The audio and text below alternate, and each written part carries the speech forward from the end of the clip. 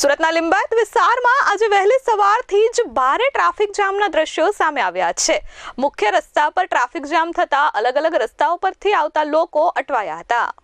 એક બાજુ સુરતમાં મેટ્રોની કામગીરી થઈ રહી છે તો બીજી બાજુ રેલવે સ્ટેશનને અપગ્રેડ કરવા માટે અલગ-અલગ જગ્યાઓ પર કામગીરી થઈ રહી છે। ત્યારે સુરતના લિંબાયત વિસ્તારમાં આજે ભારે ટ્રાફિક જામથી વાહન ચાલકો મુશ્કેલીમાં મુકાયા હતા। મીઠી ખાડી વિસ્તારમાં કલાકો સુધી વાહન ચાલકો ટ્રાફિકમાં ફસાયા હતા। નોકરી ધંધે જતા લોકો અને વિદ્યાર્થીઓ આ ટ્રાફિક જામના કારણે સમયસર પોતાના સ્થળ સુધી પહોંચી શક્યા નહોતા। વાહનોની લાંબી કતાર અને અવરજવર ઠપ થઈ જતા ટ્રાફિક પોલીસ પણ ચિંતાએ ચડ્યું હતું।